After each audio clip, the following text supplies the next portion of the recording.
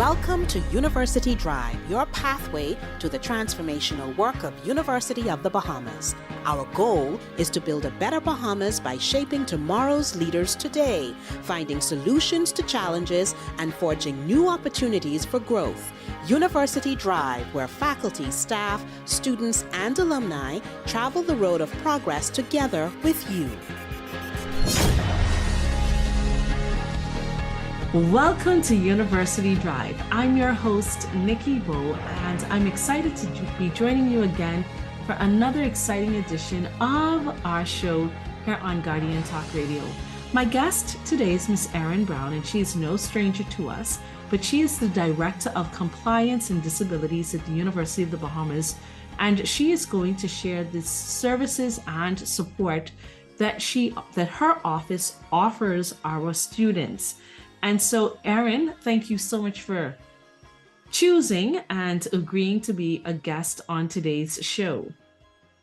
Thank you for having me. I love coming on University Drive. We love having you. Erin, I'm going to ask you to introduce yourself to our listening audience. People are familiar with you as you wear many hats within our community, and you've been an advocate for the disabled for quite some time. And I remember when you and I had a meeting, you introduced yourself to me as you would in your community so that people could really appreciate who Erin Brown is. I'm going to ask you to give that same introduction. Tell us who you are and your role here at the institution.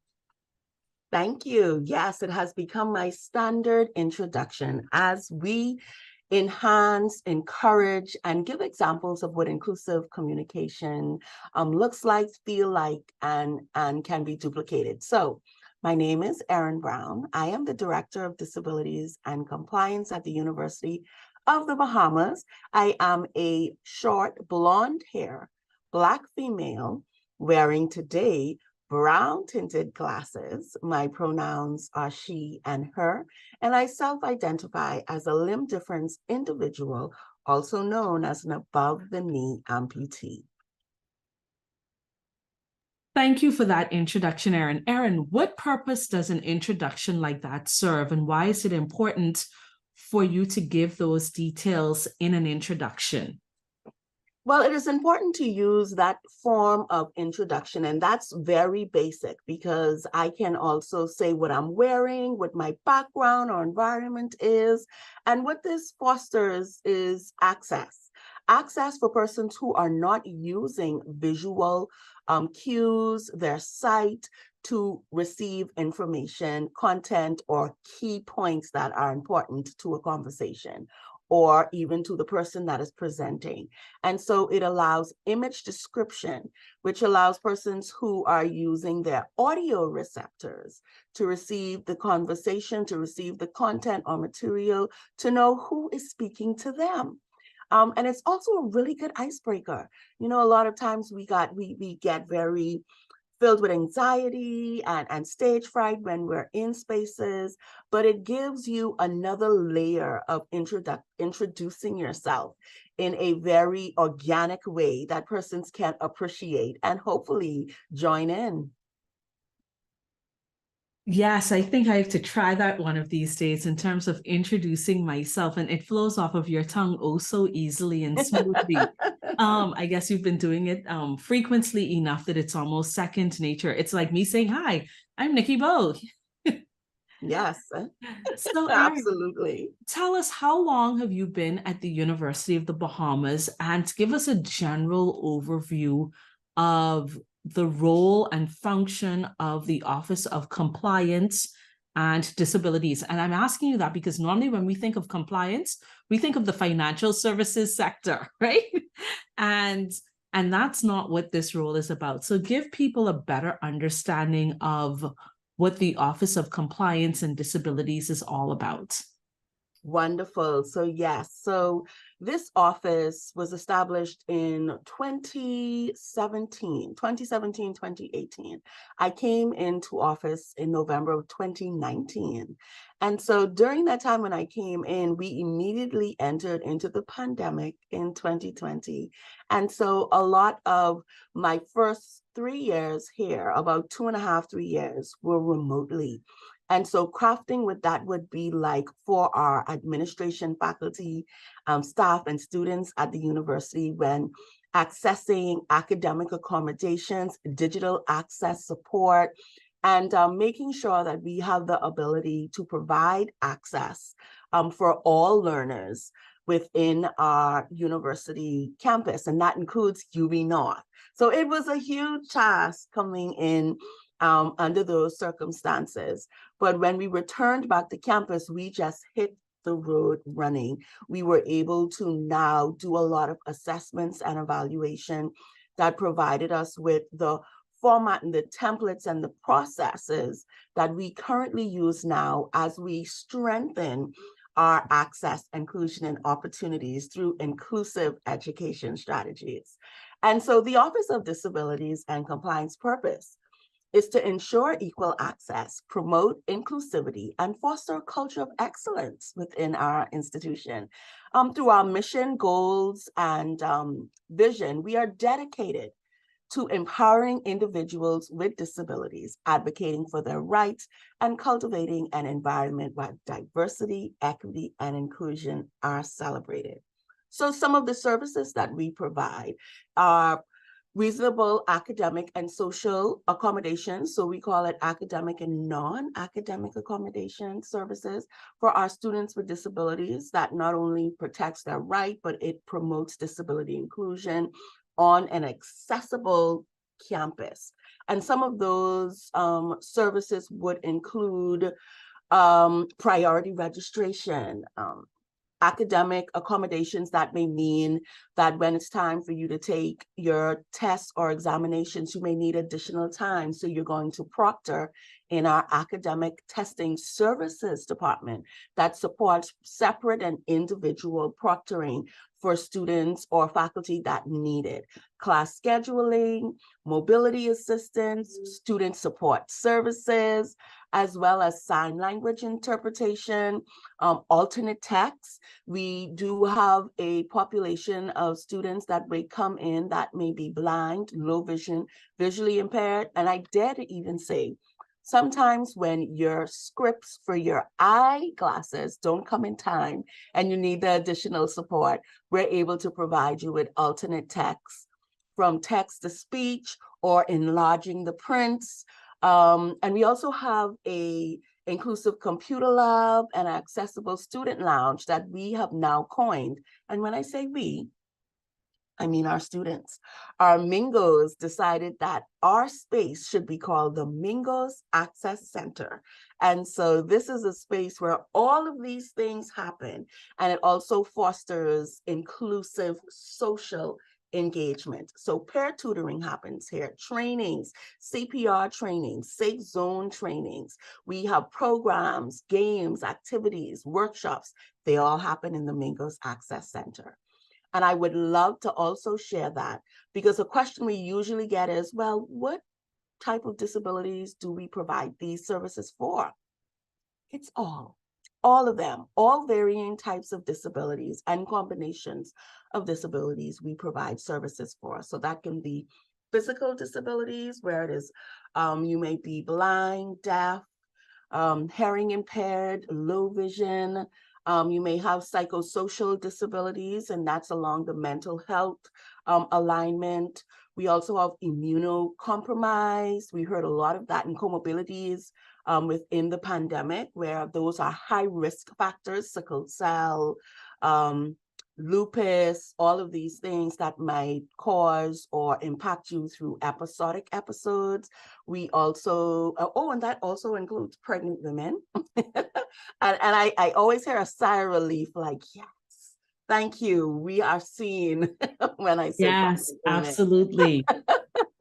And so, yes, any chronic illnesses. So it is the full array of disabilities because we are very equitable in our services. And so we do an assessment each semester to ensure that whatever academic accommodations you are receiving or you are about to receive because you've requested something very similar, we're able to retain or manage it throughout your time here at the university.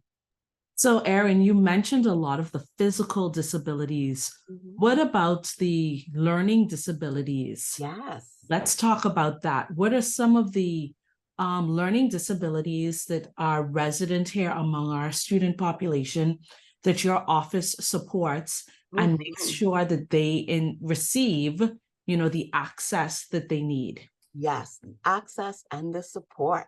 And so over the years, the terminology has changed. And so at first it was intellectual disabilities. Now we use the term neurodiverse. And so the neurodiverse disabilities include learning disabilities such as dyslexia, dyscalculia, dysgraphia. Most of these things speak to either delays or relay processes that would need additional steps in order to get and execute the goal. We also, for those in the neurodiverse, ADD, ADHD, those are very common learning disabilities, neurodiverse disabilities that persons experience throughout their lifetime. And you find within academia that most of those go undetected. So they are the ones that we call non-apparent or invisible disabilities that persons kind of just say to themselves, I just don't like math, and therefore they stay away from it, where it can be with an assessment you realize that you actually living with dyscalculia, that and you now need to learn a different method, a different way of processing and completing formulas and solutions. And so that's where you need the support, because now you need to retrain yourself. You need to recognize that when you are experiencing these effects, you can now kick in those tools that we have provided, ask for additional support, or when you come into our space through peer tutoring, we work through peer tutoring to also train those peer tutorers how to utilize a lot of the tools that will help with learning disabilities as well. So you mentioned a word, and I want to talk about it, and I want you to elaborate on the importance of people being sensitized to two words that I've heard you use, or that I've become familiar with as a result of my interaction with you. There are visible and invisible disabilities. And a lot of times we only pay attention to the visible disabilities because it's what we can see. Mhm.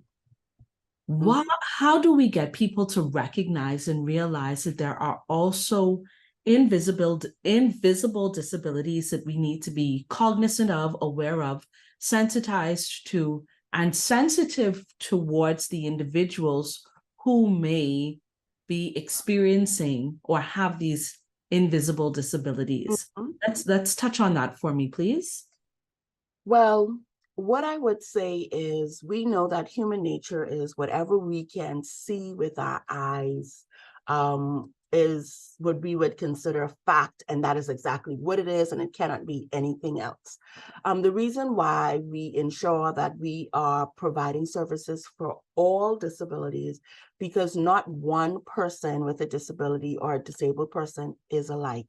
They can have a primary disability, which may be a visible one, but also living with non-apparent disabilities, whether that is depression, anxiety, dyscalculia, dyslexia. You may be living with nervous disorders. You may find that you are also dealing with maybe being a diabetic, and some days you're really up and other days you're really down. And so when persons see you on those up days, it's they're like, oh, well, she's fine. And then those other days, or maybe the same day later on, you're all the way down, and then they're wondering what happened. And it's because when you're living with a disability, you recognize that what happens is you find yourself having to defend your disability most of the time when you have a non apparent disability, because it may be episodic, or it may be temporary, or it may be because of a medical diagnosis.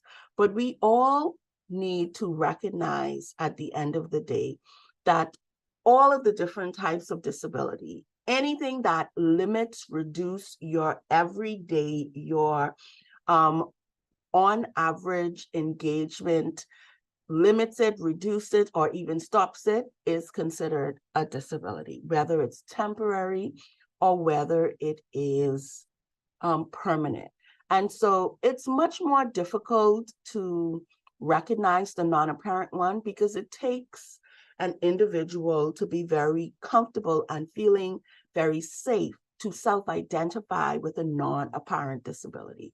I myself, living as an above the knee amputee, and I use a wheelchair or a pair of crutches or a prosthetic, you can physically see that I have a disability, but nobody sees the non-apparent disabilities. And usually when I share, I would share my primary disabilities, because that's the ones that you usually see. But if we start to now dive deeper, then I'm able to share all of the non-apparent disabilities. So for those persons, when we're talking about supporting and being very sensitive or aware of non-apparent disabilities, it absolutely starts with the fundamental being safe to share, and knowing that in sharing, it's not to dissect your condition, your disability, your experience. It's more to find the gaps of where we're not providing support or access, and therefore strengthening it. And so it's a bit of, it can be very tough for some persons, and for other persons, it isn't as tough. And I think it starts from the point where we recognize, as a human being, we will all acquire a disability, whether you were born with a disability, whether due to an accident, incident, illness, stress, genetics, aging, or for any reason, you now living with a disability. It's a we conversation, and we need to not only have empathy, but we need to recognize that in asking, it's not a bad word to say the word disability, but you would want to recognize and value that person for exactly who they are authentically when you do ask. I hope that kind of brings it around. It certainly does. You know, you said something very profound just now, that at some point or another in all of our lives, we will all have a disability of a varying degree caused by various factors. And I think most of us do already, and we don't really see it as a disability. But when you wear glasses, that is visual impairment, that without those, life could be completely different. I mean, just in the office yesterday, somebody asked me something about my glasses, and I'm like, the only thing I don't do in my glasses is pretty much sleep in them, because you're dependent on them. Erin, you also mentioned the fact, when you spoke about yourself personally, that your disability requires you to either use a wheelchair, crutches, or a prosthetic. What determines when you use which one, if you don't mind sharing? Sure. And so I will say, first and foremost, a prosthetic, a wheelchair, and a pair of crutches are all luxuries. Unfortunately, within our community, it is not standard for you to have access to any of these things. And so the fact that I have an option of 3, it's an absolute blessing. And it's also an opportunity why I advocate so heavily for inclusive healthcare and inclusive spaces and access, because these things are designed as adaptive equipment to support a person, whether it's temporary or whether it's permanent. And so I decide, when I'm using my prosthetic, I tend to use my prosthetic, one, when it actually fits, because yes, sometimes you can outgrow your prosthetic, or it needs some maintenance and you're unable to get it. And so you can't use that right then and there. But I tend to use that if I have long hours. So if I know that I'm going to be doing a complete day of moving around, I would wear my prosthetic if I have it available to me. My crutches, I tend to use that a whole lot more And it's purely because in the Bahamas, we are still very much trying to retrofit a lot. And when I say retrofit, that also means amending a lot of the things that we have done. So that's from the choice of our flooring. You would find that even if you're using a pair of crutches or you are using both of your feet, the flooring can absolutely have you on the ground. And so when you're now using an adaptive device, whether it's raining, whether it's just a wet day, or it's humid, or the flooring is just that slick, you may fall. But I find that with using a crutches, I can maneuver a bit better. If the aisles are too small, if there are boxes inside of a space I need to get over, I can do that more efficiently with my crutches. I just have to be very aware when it's wet and the type of flooring, because I will refuse entering into spaces if I recognize that that type of flooring may not be the best for me to use right now, or to enter into that space. I can also use stairs with my prosthetic and my crutches. My wheelchair, I tend to use that more during my work day when I'm using a pair of crutches, because I'm on the university, which is a large university. And so being able to maneuver a bit easier with my wheelchair in way of access ramps, sidewalks, some of the paved roads. And then we also have available in the office a device that makes my manual wheelchair into an electric wheelchair. Because I know y'all have seen me on campus zooming and beep, beep, hailing everyone as I go from each campus areas, from meetings or meeting with students or faculty. But that has helped me tremendously as well, because it does take a lot to manually push yourself. So yes, there are options that I am able to use, but they are all absolute luxuries for me to have. Erin, I never thought of it that way. I mean, perspective is so amazing and interesting. And I guess knowledge is power, because it's things that those of us that don't necessarily need to use them take for granted. So, question, Erin, is there a place around town where if I have a pair of crutches that I could donate them? Is there a place where if I have a wheelchair, somebody that may have, had a wheelchair, used a wheelchair, but may have passed away, and a family is left with a wheelchair, someplace where we can donate that so that somebody that really needs to use it can access it? I think for a lot of us that don't necessarily have family members in the community, or just pure ignorance, we don't know where or how we can help this community. So before we proceed, I want you to share for people that may have these adaptive equipment that you call luxury, because I have some pretty much brand new pair of crutches at home from my son that I would love to donate. Yes. For people that may have this adaptive equipment because they may have had a temporary disability that's not permanent, how can they transfer that to somebody that may have a permanent disability that can benefit from that use?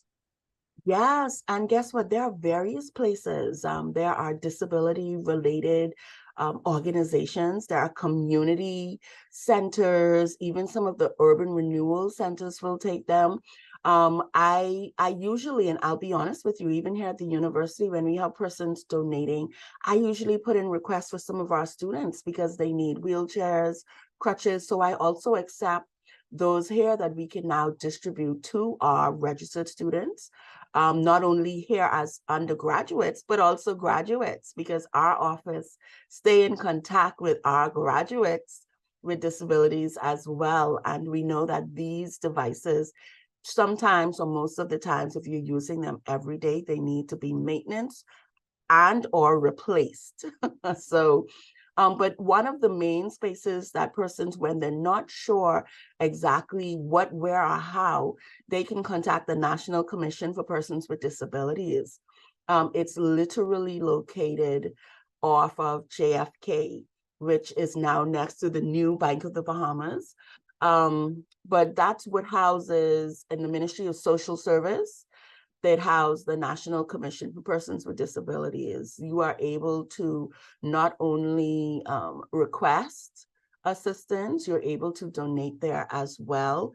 You're able to request accessible parking decals that can be used around the Bahamas.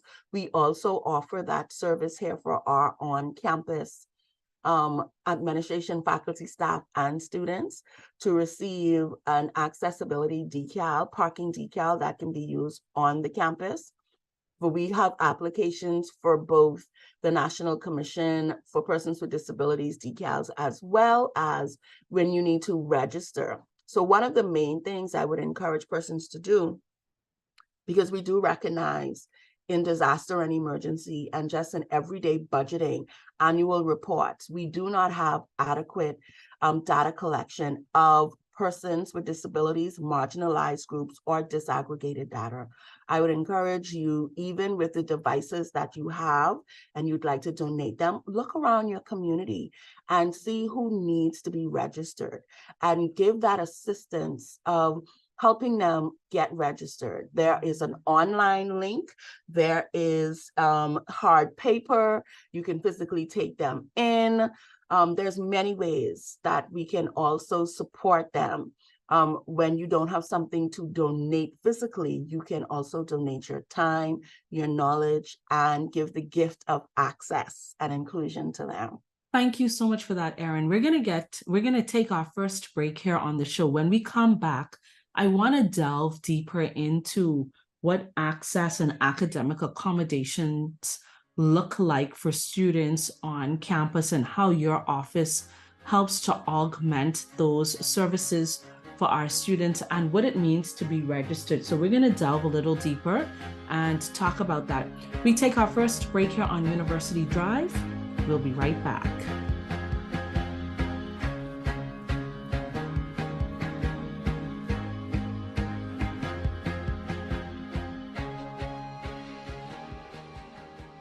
The one big draw of doing a doctoral degree here is that you don't have to move and you don't have to take your family to a different place, and so you can do it right here. The same abilities that you would have in UK or with America with being able to research is available here. And we now have all these facilities, and so they can take advantage of it at a much cheaper cost to the individual. Chapter One Bookstore is proud to serve the students, faculty, and staff of the University of the Bahamas and the community at large.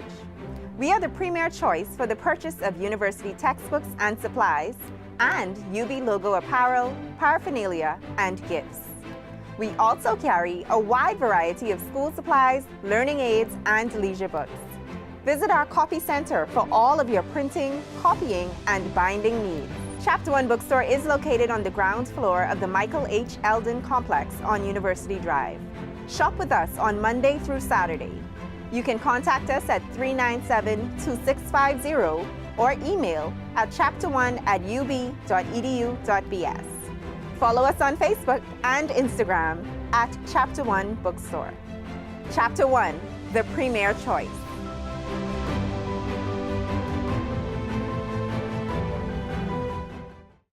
My name is Jeannie Gibson. I'm the policy assistant here at the Government and Public Policy Institute.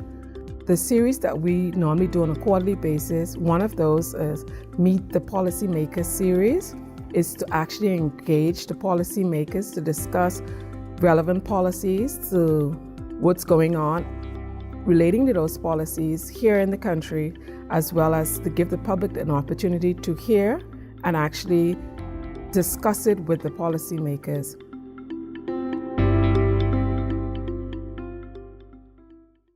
Welcome to Independence Cafeteria, home of affordable, diverse, and delectable dishes that your taste buds will love. Choose from our everyday menu of baked chicken, wings, or fish fingers, or our extensive salad bar. Build your own pasta, grab something hot from the grill, or ask about our special of the day. Our full team of culinary professionals can't wait to serve you. We're located in Independence Park at University of the Bahamas' Oaksfield campus. Call us at 302-4390. Download the app or order online at www.independencecafeteria.com. Your taste buds will thank you.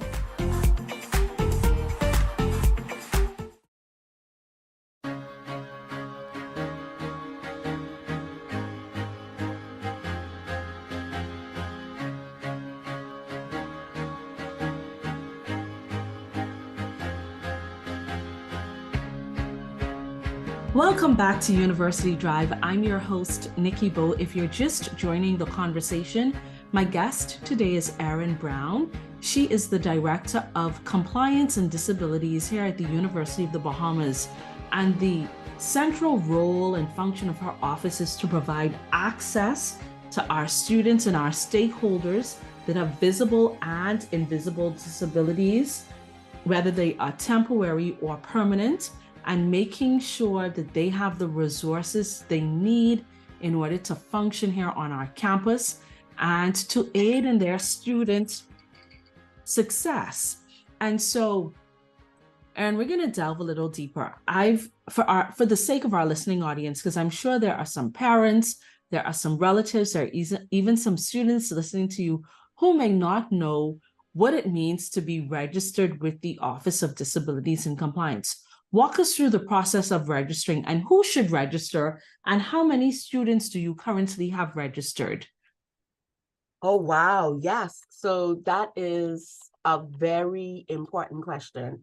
And why it is important, we are finding more and more since the inception of the campus, and we're absolutely back on campus 100%. We have gotten additional influx of persons who are now registering with the office and are being referred to the office. So it is good to know that the word is out there, that the Office of Disabilities and Compliance is here and is ready to not only register our students with disabilities, but also provide them with support.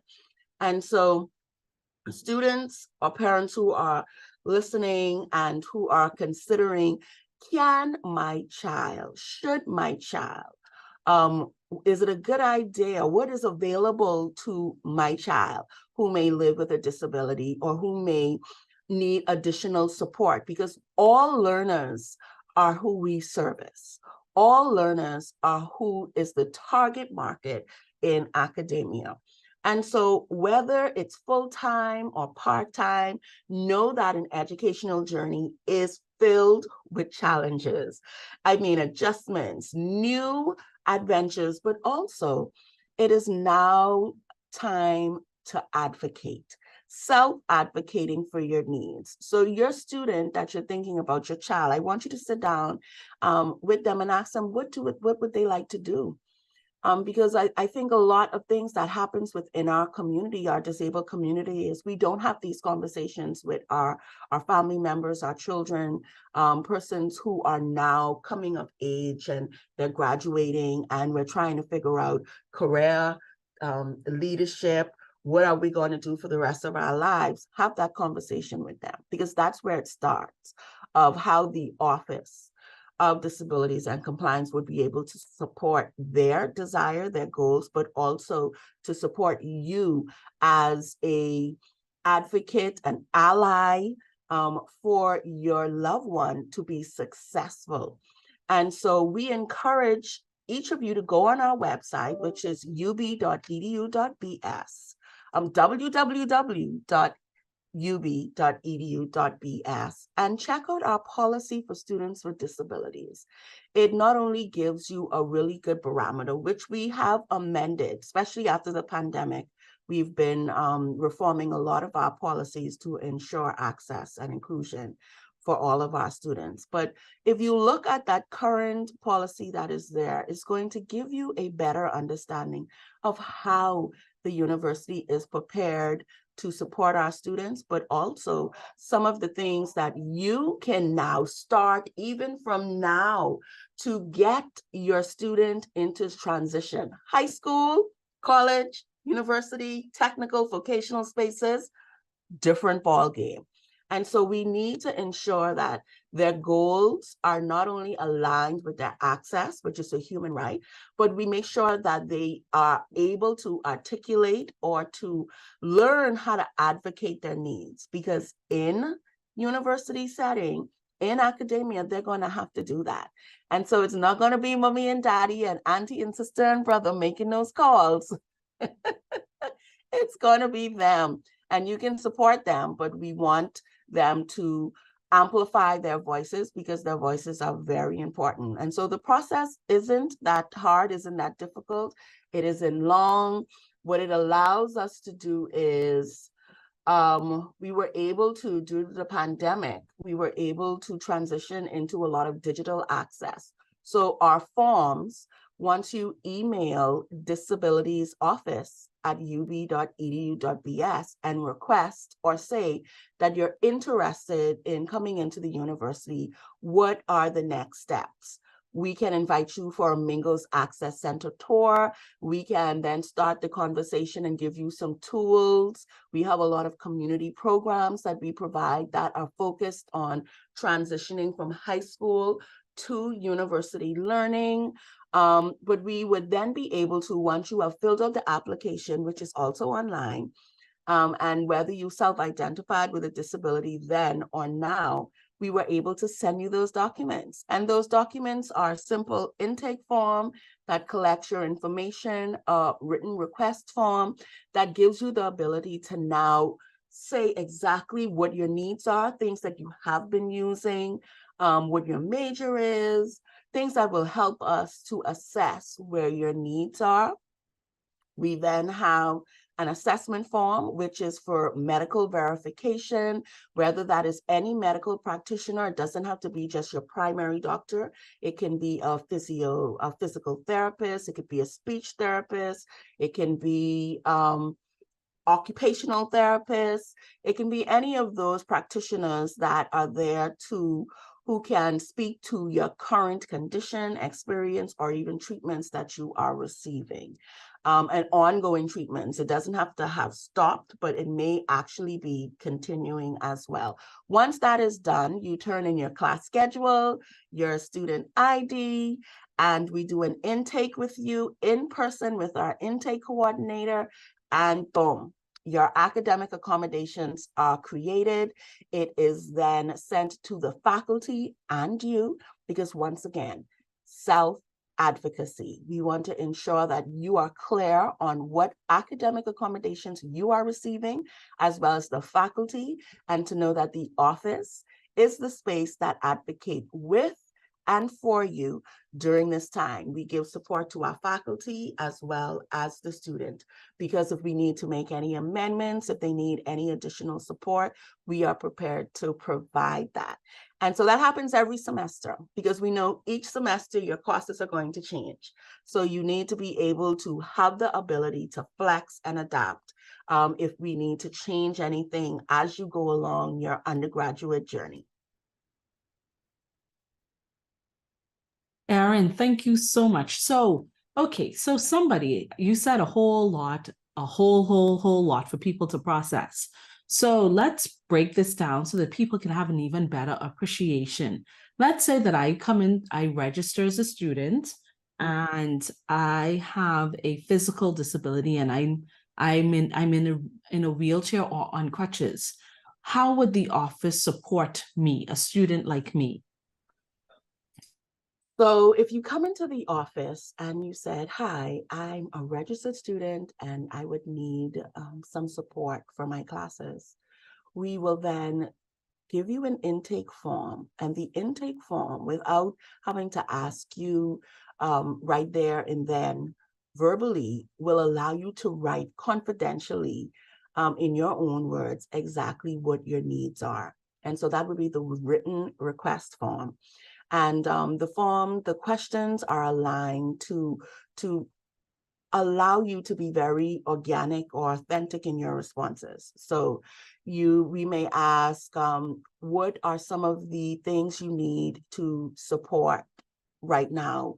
In your current classes, are you using any digital technological support or equipment to participate in class? Yes or no? If you say yes, then you're able to provide that as well. So once you've completed those forms, we will then give that to the intake coordinator on that same day, and they will review that and have an interview with you. During that interview, they will go through those things.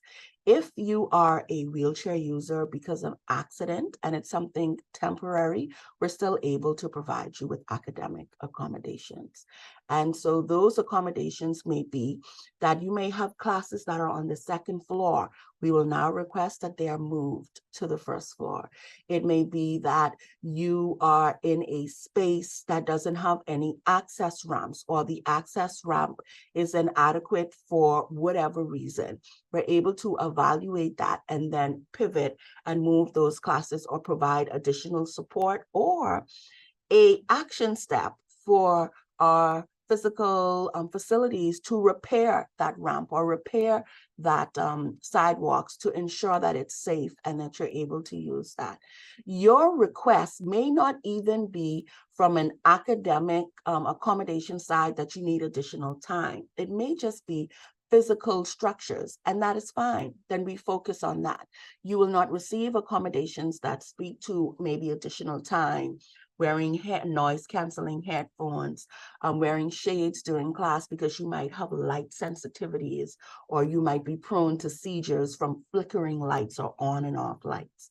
There are various things that can be provided, but we do take the time to ensure that what we are providing is one that is suited for that individual and their needs. And so once that has been done, you provide your class schedule, your photo ID. If you now need a decal to access the parking spaces, you would be able to fill that out. We will also ask if you need one for the Bahamas, because once again, we do have the applications for the National Commission for Persons with Disabilities here, as well as the registration. So we try to combine a lot of the services that we can provide in that one visit so that you don't have to come back and forth unless you're just visiting the Mingos Access Center to use the computer lab, hang out, play games, catch a program, whatever it is. But once that is done, after that day is done, we then send your academic accommodations to your lecturers and yourself so that you're aware of what your needs are or what your academic accommodations have been approved for that particular semester. Thank you. I'm sure that is very insightful for a lot of people, realizing and recognizing that students are being accommodated to this extent. Let's talk about the Mingos Access Center. This is something that you've led the charge on. You're very passionate about it. Talk to us about the Mingos Access Center and how that has become a safe space for students. Why was that Mingos Access Center so important for you? The Mingos Access Center was important because it was important to students. We found, we know that we live with a stigma when we hear the word disabled, disability, and a lot of times we say to ourselves, you know, that's not something that I would want to be attached to my name, attached to my representation, or anything that I'm doing. And so we had to face the reality is that a lot of students needed assistance, but they really weren't forthcoming because of the word disability. And so we became very intentional and strategic in the way we communicated with our current students, as well as those prospective registered students who need the assistance, but still felt a bit of pushback of actually showing up and requesting the assistance and the support. And so we worked on reframing that disability isn't a bad word. It's a part of your identity, and using the identity first language, which is disabled person, and the person first language, which is a person with a disability, and giving more awareness of how euphemistic language as differently able, which seems to be very trending, and used to describe or acknowledge persons with disabilities, how harmful it is to use those terms. Because what it continues to allow when we use those terms, us not to self-identify in the varying disabilities that we have. And therefore, we're not counted in applications? When have you saw an application that had disability on it? Select all that applies. You rarely see that. And it's because we need to now change the value, the energy, the representation, the importance of why we need to organically, authentically show up in all our characteristics as gender, religion, all of these things that we consistently see there, socioeconomic spaces, your location, your date of birth, all of these things are there, but not disability.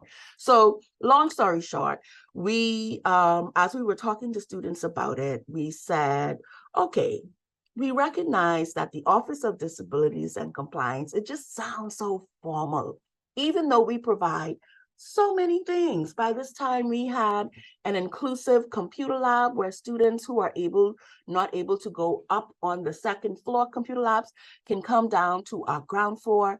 Just the whole vibe and feel in the space had changed because we had furniture, we had a fridge, a microwave, we had more students coming in. And it was like, well, when we come here and it's very accessible.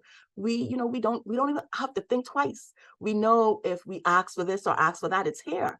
And so they said, okay, how about the Mingos Access Center? And so the short term is MAC. And the minute they said it, we all just looked at each other and went, you're absolutely right. It is a space that is focused on access because access is a human right. And so from then we kept it going. Our hashtags became Mingos Access, Mingos Inclusion, Mingos Opportunities, because when you enter into this space, all Mingos, all learners are able to experience an inclusive communication, inclusive engagement, meet new friends, diverse friends, learn something new, garner some additional tools, whether it is academic tools, whether it is digital tools, resources, handheld device components that you can use. They're all right here inside our space. And so that's how the Mingos Access Center was basically formalized through students. And so we are now even strengthening the space because we have now large print keyboards that allows persons who are low vision, who can't see the really small, you don't really notice how small the keyboards are until you see these large prints. And all the time you just thought that was just the only size you could get in keyboards. So we now have large print keyboards to assist with that. Our desktops are retrofitted with an app or a program called NVDA that is a free app that can go on any devices as well as laptops that turns text into speech. So if you're unable to use your visual components or sight to receive written information, it will read it out to you. No matter what website you're on, no matter what you're using, what program you're using, Microsoft Office, Microsoft Outlook, it reads it out to you. We also have headphones because we need noise canceling headphones for those persons who are in the neurodiverse, who have sensitivity to sound. We're able to utilize those. They're able to utilize those, but also for those who are using the NVDA, it's reading out loud, so it gives you privacy and it doesn't distract anyone else. We also created a sensory-free room. And when I say that, people say, oh, what? And it's actually a really good resource that you will find around universities worldwide. They're up there, not only universities, but grade school, primary, junior, high schools. You're finding that these are being implemented in educational spaces to provide students, faculty, and staff who are overwhelmed, overstimulated, who needs to burn off some energy before a class, or who needs to take a moment to just use some of those skills, those strategies that calms you, that prepares you to be focused. We have sensory tools, sensory toys and tools, because some do look like toys and some do look like tools, that allows persons to also heighten their focus, calm when they're having sensory overload. We have continued within the Mingos Access Center to really, really change the way that students, that the community, that prospective students, administration, faculty, and staff with disabilities, our communities are now coming into the space, into higher learning spaces, and not being so afraid to ask, where can I get this? How can I do that? Is there anything available for me that can help me be successful in my goals and my career leadership goals through the University of the Bahamas? And so we've been supporting all of our communities, the Ministry of Education, the library, I mean, you name it. I'm sure we have touched it somehow. And if we haven't touched it, we're on our way. So look out for us. Listen, Erin, thank you so much for that. As we begin to wrap up, our show, why is it important for that student or for that parent who has not yet self-identified? They may be a little timid. They may still not have accepted the reality of whatever their disability is. There is trepidation, there's that shame, there's so many emotions often associated, the stigma, right? Why is it important for that person who has not embraced whatever their circumstances to do so? And I want you to share with them, how can the help transform their lives and their experience living with a disability?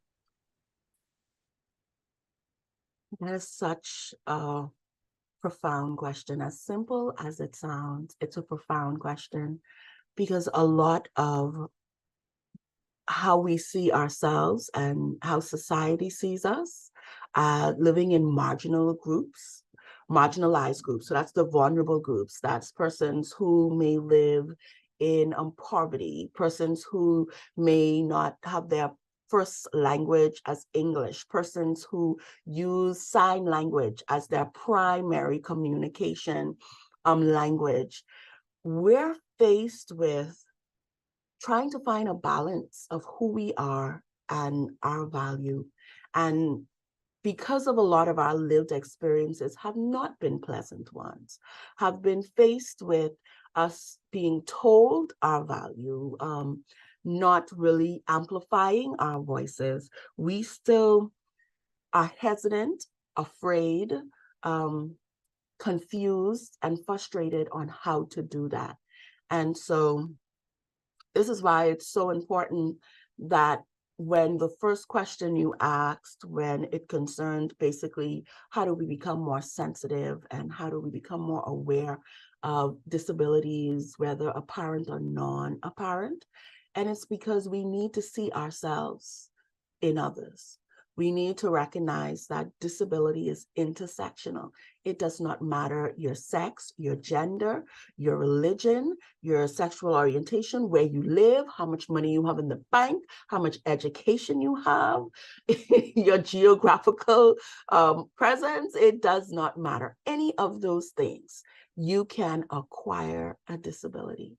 The difference that you will encounter when you have acquired a disability, it may be temporary, and the temporary space is full of options. You may get a pair of crutches because you have insurance. You may even get therapy because it's built in. You then have time off from work because you get medical leave, sick leave. All of these things are kind of built in for a very small demographic of people. Then you have those persons who have no access to any of that, even though it is a need, temporary or permanently.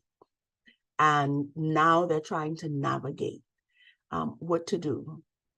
Am I even supposed to be successful? These are the things that we go through in our thinking. And so It is important we recognize that we are human beings first. Your voice is important. Life is designed for your growth, and growth is not pretty. Barriers is experienced by everyone. Yet, there are additional support that has to happen and only can happen if you show up. You have to decide to show up just the way you are, because the things that you need are available. You just may not know where it is. And yes, everything may have a price point on it. Do not let that be the one thing that stops you, because there are charitable spaces. There are even trainings that you can take part of, scholarship opportunities that can give you not only the experience, the inclusion, and the opportunities, but the access to receive the things that you need. To share your lived experiences is an absolute privilege, luxury, and pleasure. Because if we don't share, no one will ever know. And so I want to encourage you listening that life is hard. Absolutely. Living with a disability or in any of the vulnerable groups, we're going to experience even harder. Yet, you are designed for growth, and you are designed to thrive, and you have value just the way you are. But it starts with you. And so I want to encourage you to look to persons like myself, look to persons in your community, look to allies who are ready to help you. And you may not be ready, and it's okay to say, I'm not ready for that. But know that you have to take the steps when you are ready to say, okay, these are my goals. Can you help me? And stay committed to it.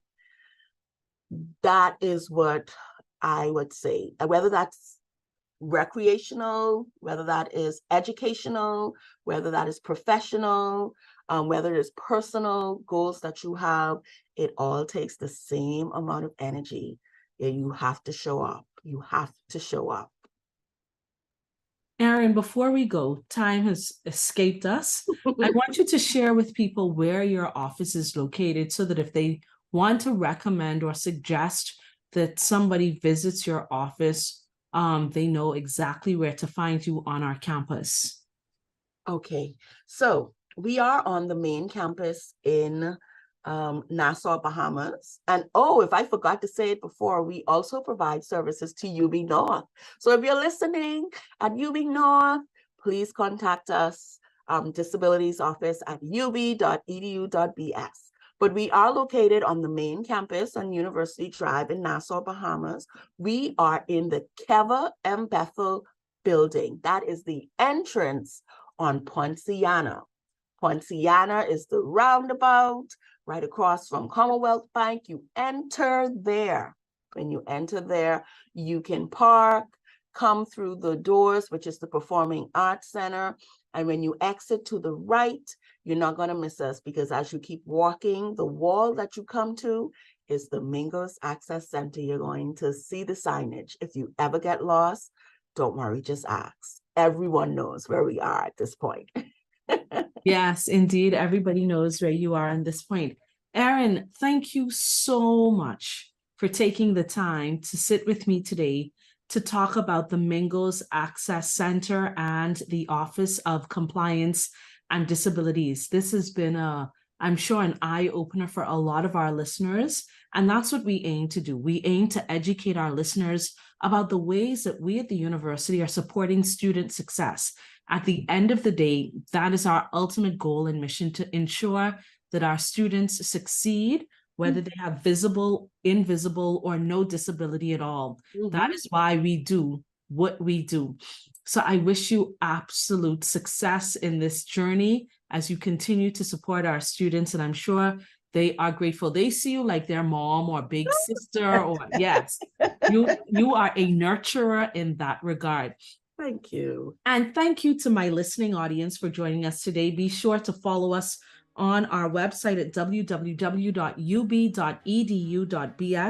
and you can follow us on Facebook, Instagram, and LinkedIn. And be sure to join us same time, same radio station for another exciting edition of University Drive next week. I'm your host, Nikki Bowe. Enjoy the remainder of your day.